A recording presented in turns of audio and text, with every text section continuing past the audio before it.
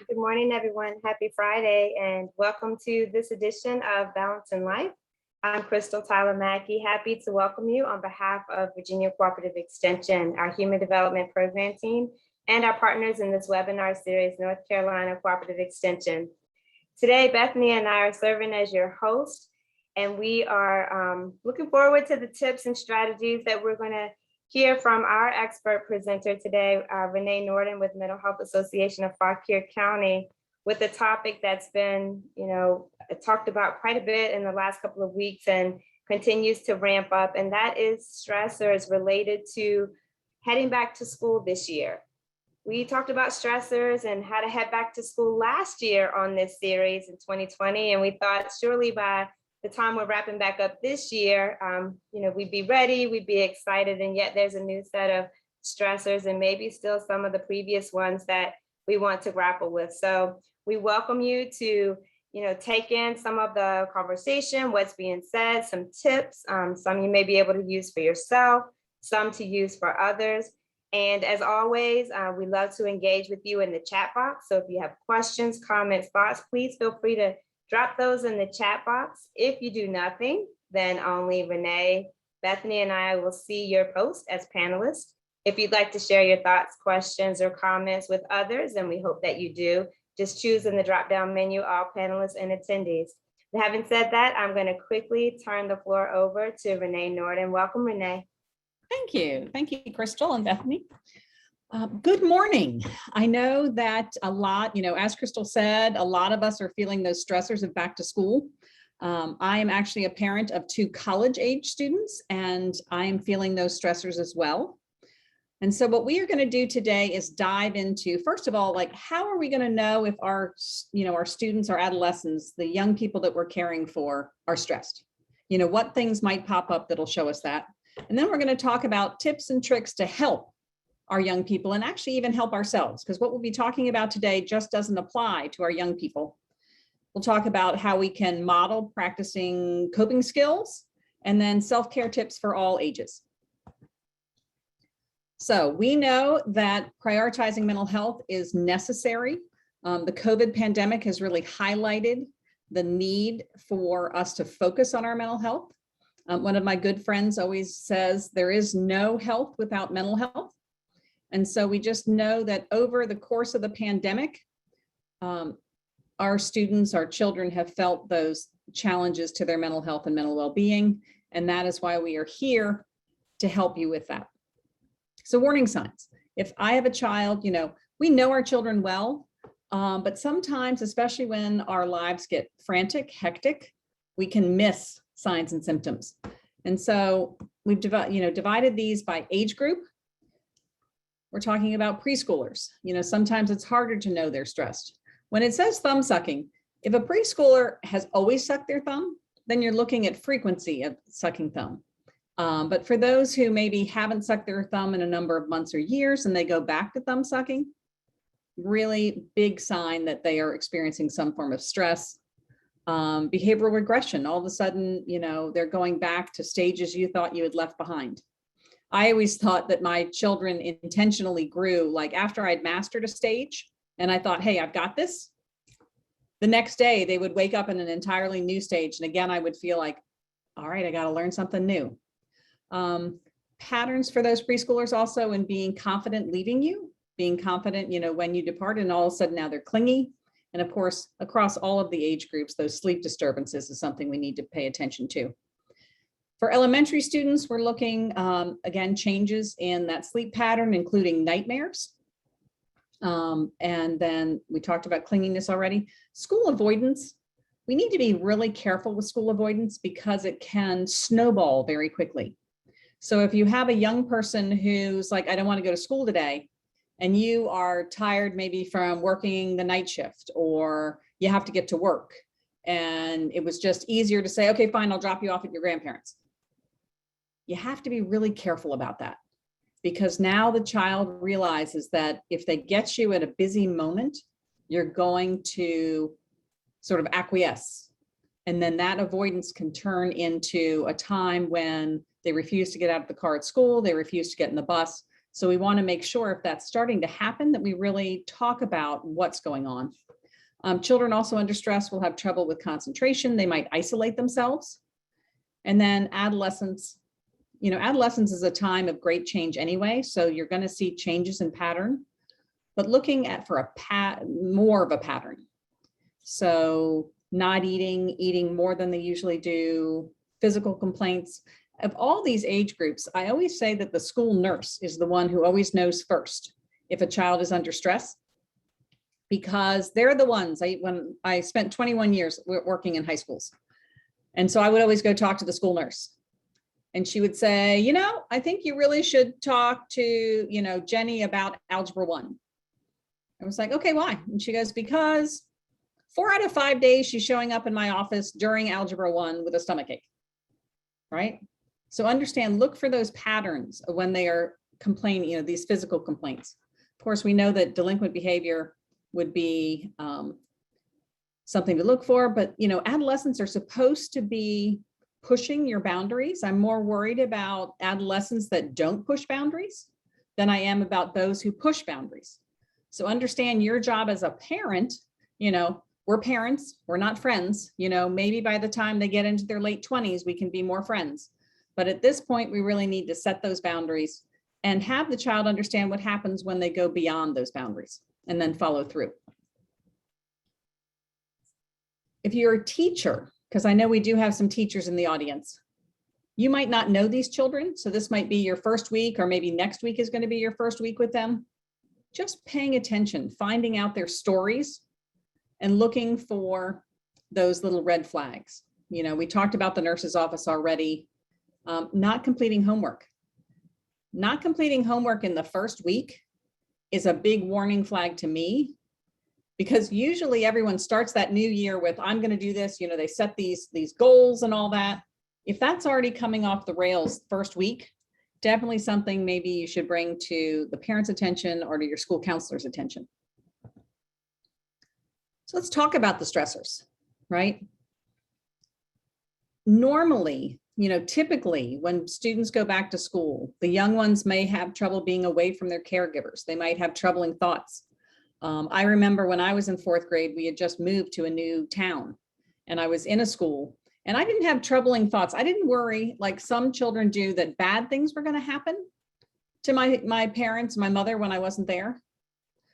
I had 2 young siblings that were both at home. And so I was worried what I was missing out on. I thought they were having fun without me. So just looking at, is there a change in how they separate from you? A lot of these kids, especially due to the pandemic, are now having this feeling like they're behind.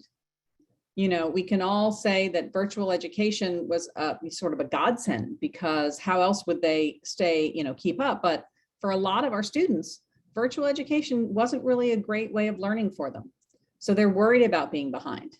We talk about bullying, and I put experiencing drama. As I said, I worked with high schoolers. High schoolers don't want to talk about bullying because it sounds like little kid things. And so that's why we talk about it being drama.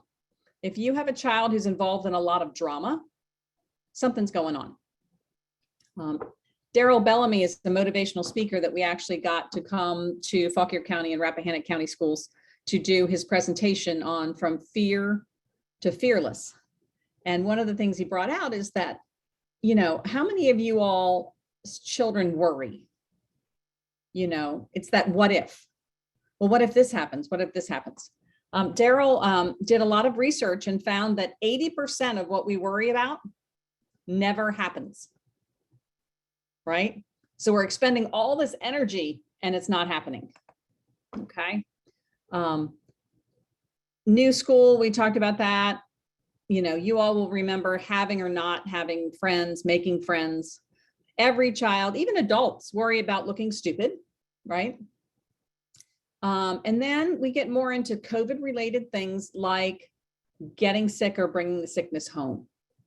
A lot of children, especially those that have like grandparents or older people also living in the house, are very worried about being the cause of that illness. And so, and then of course, masks. Now, right before this presentation, when Bethany, Crystal, and I were talking. I found out about the governor's mandate for all schools that they must be masked. So we don't have to worry about that optional mask. Do you wear it? Don't you wear it? Which takes some of the stress away from the child. Even though wearing a mask isn't comfortable all the time, and at least if everyone's doing it, it's normal. It's not like you have to stand up if you want to wear, stand up against others who are wearing that. You don't have to worry about that at all now. And so that should take some of the worry out of it. Other COVID stressors. Of course, we talked about fear of being behind. We also have this fear about going back to virtual education.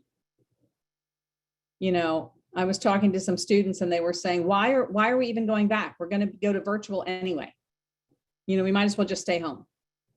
For our introverts out there, some of them were very comfortable being in virtual education. All right. And for some, it actually helped their anxiety level. But I'm not sure it actually helped them in the long run. And so some of these children who are returning to in-person are feeling stress about that. All of a sudden, they need to deal with those social issues again. They need to deal with the anxiety of being called on, the anxiety of, am I wearing the right thing? Am I, are people going to make fun of me for how my hair looks and all that? So lots of different stressors there. And of course, because our 12, our under 12 haven't had the vaccine, can't have the vaccine, there's also that added fear of the Delta variant. And so let's talk a little bit about how we can help. All right. So just like any other school year, we want to start helping with that transition, right? A lot of times during the summer, we lessen the routine, which is a fine thing, maybe take our foot off the gas, get some, restoration, that type of stuff. But we want to make sure that we start leaning in again. We want to have our children prepared. So for a child who is worried about school, maybe it's a new school, maybe they're going to kindergarten for the first time, might be a great time to start, maybe driving by the school, maybe saying, hey, today we're going to take the same route that your bus is going to take, just so you can see where you're going. If the child's anxiety about this new school is pretty amped up, schools usually are very happy to have the parent come in, see where the child is going to be sitting, talk to the person, even finding out what other classmates might be in their class, and having sort of play dates, maybe at the local park or even at the school playground. Okay. That's a great way, spending an afternoon or, a couple hours at the school's playground for the young ones is a great way for the kid to sort of familiarize themselves with the playground and what things that they might want to do there. And then doing it with one of their classmates is actually a fabulous idea. Okay. Now, sometimes after school starts, maybe those two that you've, somehow arranged to have a play date, they might not be best buds, but still it's helped with that transition. We also want to make sure that we listen to what they're concerned about, right? And we don't want to lessen their concerns. So when you say, hey, in 2 weeks or, 14 days, that big yellow school bus is going to come pick you up. What are you thinking about? Are you excited? Are you worried about anything? We want to make sure we don't ask leading questions. So if I were the person to say, okay, school's going to start in 2 weeks. What are you worried about? Right?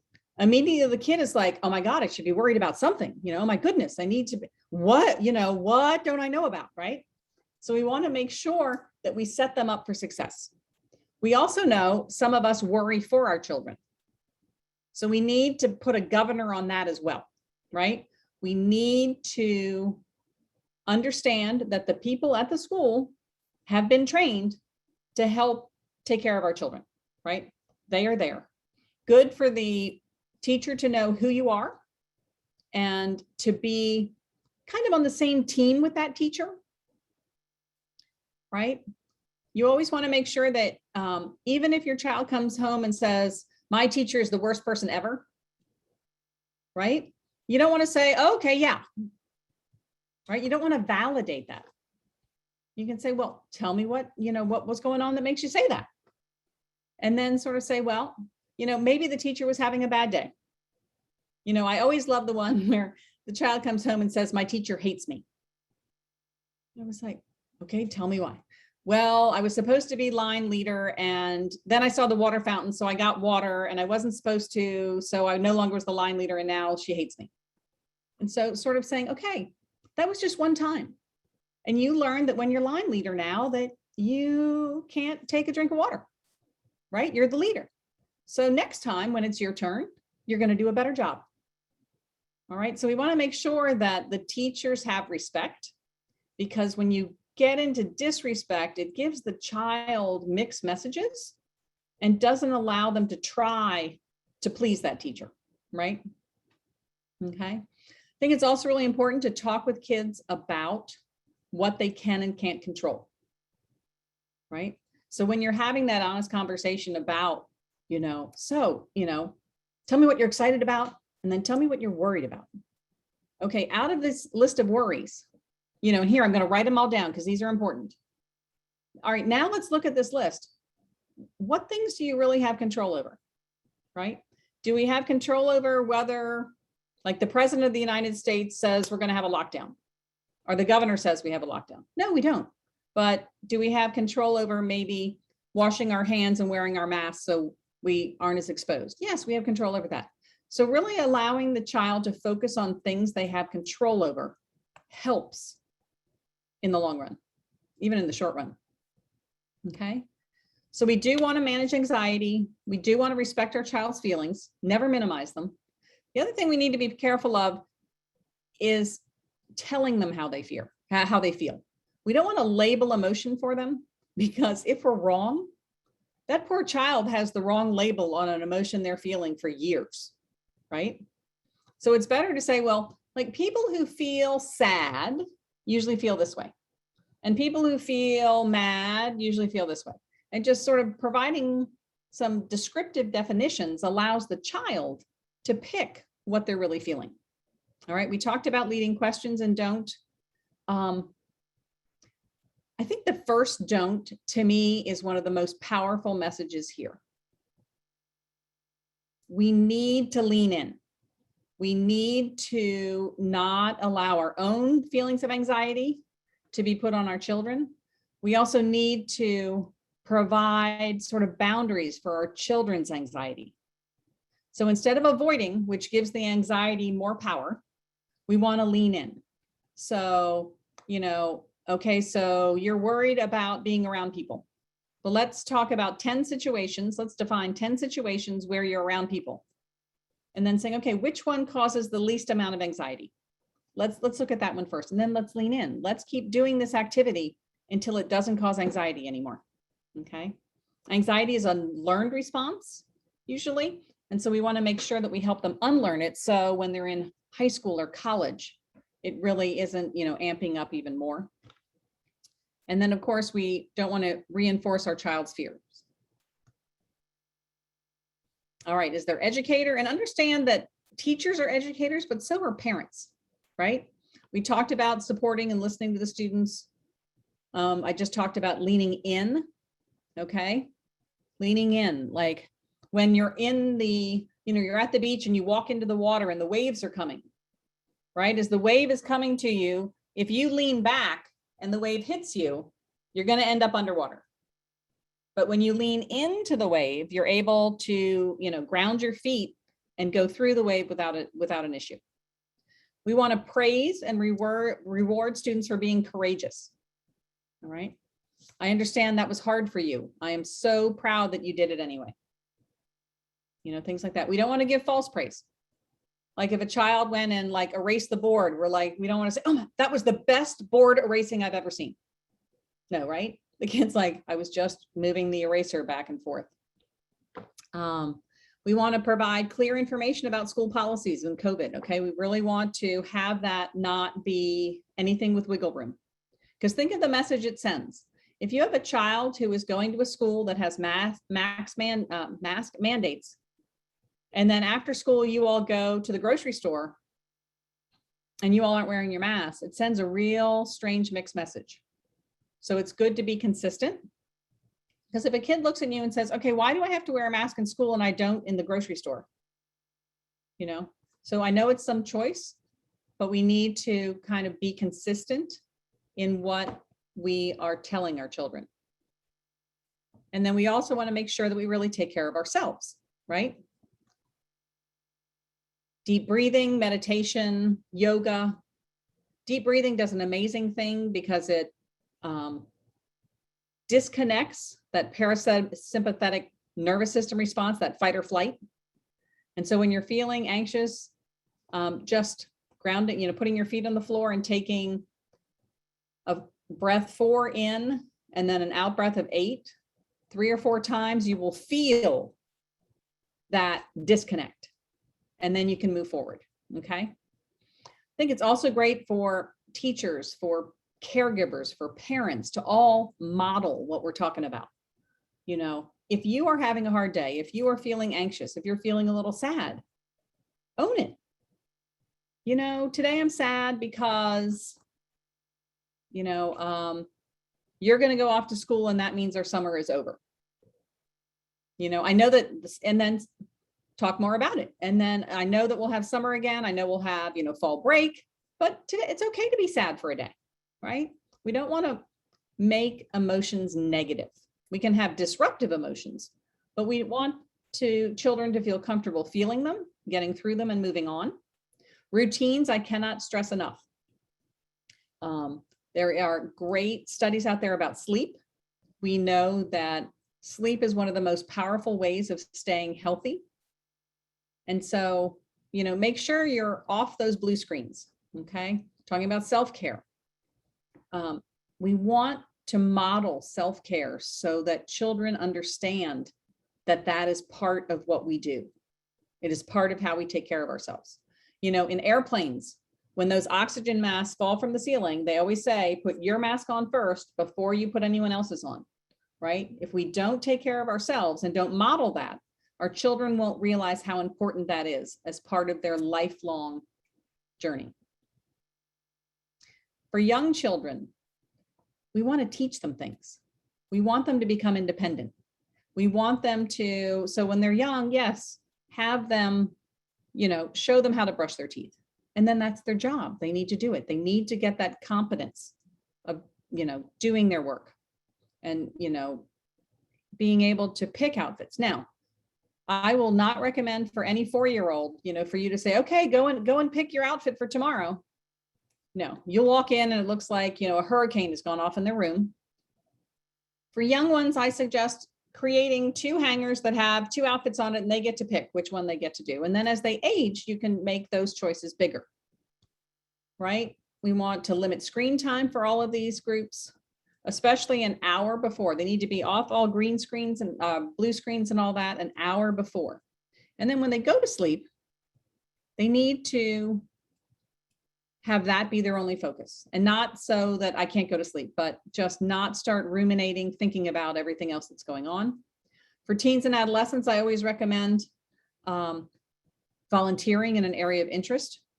For young ones, if the parent can do or the caregiver can do it with them, fabulous way of seeing they matter. That's what our kids really want to know. They want to know they matter.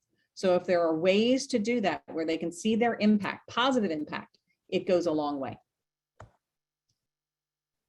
If after all this, your child is still having difficulty, understand that it is great to be able to go seek professional help. And whether that is the school counselor, the school social worker, independent, counselor. If I had my magic wand, I would have every middle schooler have to go to counseling. And not that every middle schooler needs it, but just to have them understand that it's a conversation that happens. It isn't like, the counselor does some hocus pocus or something. And it's just a great way. And that way they'd be comfortable if they ever need what I call a tune-up. All right, so other resources out there. I know I've talked fast. We do this presentation, it's usually an hour, so I've taken out a bunch of slides. But on our website, we have a lot of information. Also, the Child Mind Institute. If you're a parent or a caregiver of children and don't know about that website, unbelievable resource, has every topic and issue you would ever think about right there with great advice. And Understood talks about how to have conversations. All right, I think I've talked enough. So are there any questions? Anything coming up in the chat? Lots of really good stuff in the chat for sure. A lot of people are what you're saying is resonating with folks for sure. I didn't see any questions, but just to go back a little bit in your presentation and talking about some of the anxieties and the different stressors, especially amongst teens. Someone noticed actually that their 16-year-old and going to the open house was really stressed being around his peers. Just that basic like reintroduction of being social in person, and they might be on electronics all the time talking to each other, but it is a different scenario, and for teens especially, that's already an awkward time. And I was reminded this morning, my daughter freaked out because she found out that her open house hits on when we're going to be on vacation, and she was, I need to be there. I forgot how to use my locker. I mean, so simple things. And I had to like not laugh because that was so funny to me. But you're spot on in Renee, reminding us to listen and understand and be in touch with what emotions that they're feeling that we might brush off as thinking, oh my gosh, you'll remember how to do the locker. It's not a big deal. It is a big deal. It's very stressful that she's not been in school for like a year and a half, and having to reintroduce yourself to all of that again is weird, I guess. It's funny, Bethany, when you brought that up, the anxiety of using a combination lock came back to me. Yes. Like, I remember, was it, which way? Yeah, right. It was funny that the way one of my co-presenters, I teach youth mental health first aid, and one of my co-presenters, when we were talking about emotion in teens, she said, it's like when you've had a big snowstorm and you go out with your sled and you try to get that path for your sled going, and how difficult the first time is, and the second time is also difficult. It's just like young people experiencing emotion. They haven't experienced this. So the first time down that hill, it's going to be difficult. But then as they do it again and again, it becomes that, great experience, that sled ride down the hill. That's a great analogy. You've got great analogies too. You do. We were appreciating that. It's like all these natural things, right? With the waves. There was one question that came in, Renee, when you were talking. It says, my 8-year-old loved being home and learning virtually because he can get his work done fast and well, and then do what he wants to do. How can I help him be excited about / cope with being back in school and structured for the whole day? And so I think the first thing to sort of question is, is he being challenged appropriately? Now, I don't want you to be one of those mothers who goes in and says, my child is brilliant and you aren't challenging him well enough. No, this is the time where you say, okay, go to that teacher and say, look, this is the challenge I'm facing. How can we work together? And that way the teacher will start paying attention to see, well, maybe they need a few more sort of enrichment things, but also have him think about what he loved about being in school. So you talked about the work, well, is there a friend that maybe he hasn't seen that, would be great to have him interact with before school starts? Maybe, there's a new person in his class that he could reach out to help them feel more comfortable. So sometimes it's helping others that will help make that transition. So it'll be less about, well, my work is taking me forever. No, I have to be there because I need to be there for so-and-so so that, they have somebody to talk to. So getting them involved in the other things also that are happening at school might help that transition a little more. Thank you for that. And thank you for, a lot of both new information and reminders. Like you and I were chatting, I said a lot of what we do here is we get new information, but we also get reminders and lift things up. And I'm going to lift up one of the things that I'm holding on to and trying very diligently to not do. And that is, you had a note on there that said, don't say like, you look unhappy. Like those might not be my words, but if Right. I'm looking at you and you look like when I get, when you're coming in from school, you look sad and then you say everything's fine. Like I have to hold myself back from wanting to dig and push and Mhm. figure out what that is. I'm about my tween is where I'm thinking about that. And so I'm appreciating the reminder and just some subtle, what I heard you saying were some subtle nuances from the way in which you ask questions and engage and provide the opportunity for conversation. So we're not insinuating that there should be some worry, Mhm. right? Because it's easy to do that you should be worried, or insinuate that you should be worried about something by asking the question, are you worried? What are you worried about? But also leaving the door open and encouraging the conversation to bring out loud things that they might be concerned about so that you can, find a way to work through that. So I'm appreciating the subtle nuance there. And the importance of having the open conversation without us from an adult lens putting things, onto our youth. And this combination lock thing, by the way, Bethany, this is hitting on a lot of cylinders for a lot of people. And I can tell you, it probably has been like, maybe not in 2021, but I know at least once in 2020, I had a nightmare about not remembering my combination lock. So I don't know what that thing is, but there is a thing with combination lock.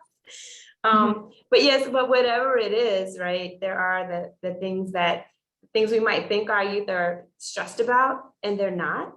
Mhm. And things that we might think are no big deal, but are hugely stressful for them. So I'm appreciating that.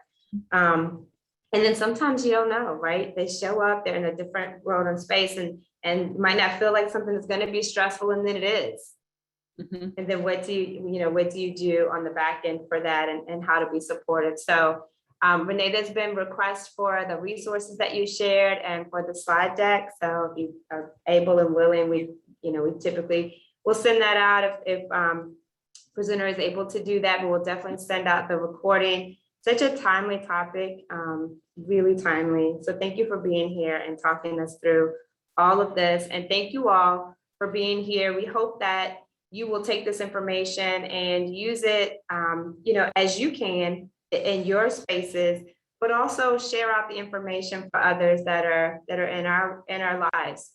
Both those who are supporting children in the workplace, in schools, through 4-H or other youth development programs, those who are currently raising and providing care for children in your homes or just in your families and spaces, just being mindful of the things that they're experiencing while we as adults are experiencing those too. And another nugget is a lot of what you shared we can use for ourselves. So I'm taking that with me.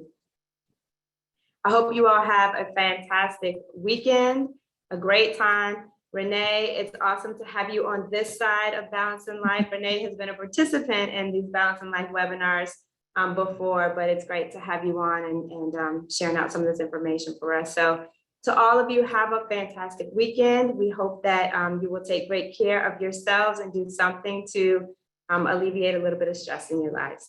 Take care all. Bye.